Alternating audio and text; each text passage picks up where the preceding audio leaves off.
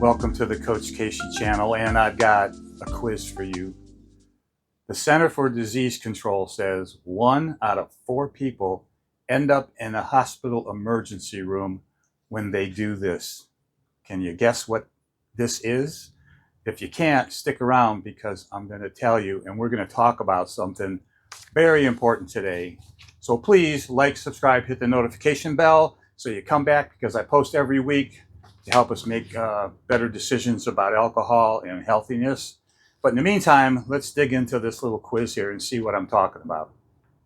So the reason 1 out of 4 people go to the emergency room is because they've mixed alcohol with opioids or some other medications that interact poorly and create issues for them, which could be, you name it, dizziness, drowsiness. I got to be careful with the YouTube algorithm here. I'm not going to name any medications or any type of symptoms, but you understand what I'm talking about because I'm sure you know somebody or you've read about somebody that has had not such a happy ending with mixing alcohol and medication. But you're going to say, hey, wait, whoa, Casey, slow down a minute because, you know, I take medications and I drink and I never see anything happen. I don't have any problems. Well, okay, that's fine. But you're not thinking about what's going on inside your body. Because, see, your doctor has prescribed you medications that necessarily aren't built to be in your body while you're drinking.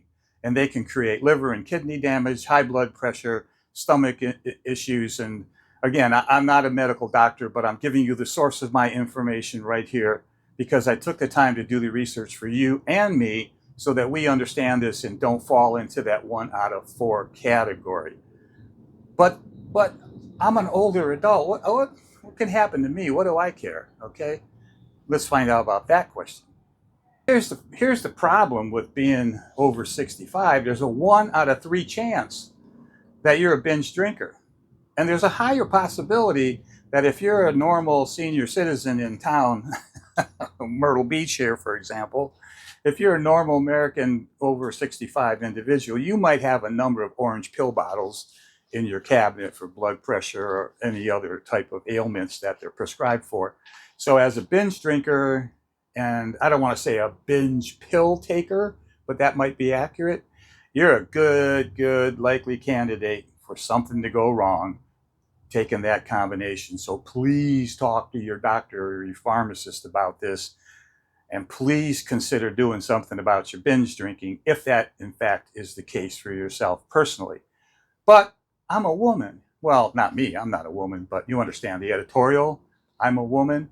What's different for me? Well, what's different for women is the fact that the women, and this is not me, this is again the scientific sources, so be careful, don't jump on me.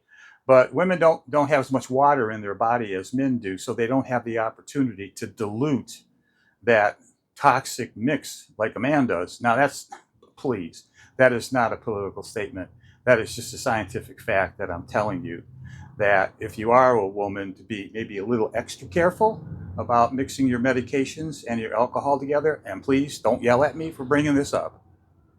Here's another argument that is advanced about I'm not in any danger. It's okay. I don't have that many medications, prescriptions that I take. When I do need something, I go down to the local drugstore and I'll pull it up off of a shelf and take an over-the-counter medicine.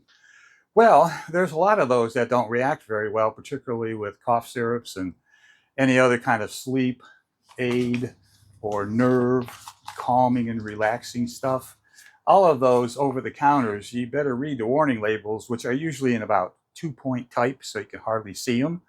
So that's why I'm giving you a link in the bottom here in the comment section to a document I downloaded from the National Institute of Health that lists medications and the adverse effects from alcohol. And it's free, and all you got to do is click the link, print it, or save it to your hard drive, open it up later and read it.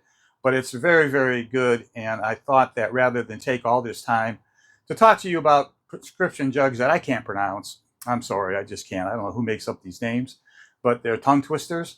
But you can take a look through it and figure out what alcohol does if you're doing it the wrong way and mixing it. So, okay, let's wrap this up. I think you get the message. I think you understand what I'm telling you. Now it's up to you to take an action to download that booklet, to think about the alcohol intake that you're doing and how you're mixing it with your medications. Please stay safe. I don't want you to be part of that 1 out of 4 people ending up in the emergency room person, all right? And please like and subscribe. The channel's growing step by step by step. I love my subscribers. I get a lot of good feedback. I need your comments. I need your questions. And most of all, I'll see you in the future.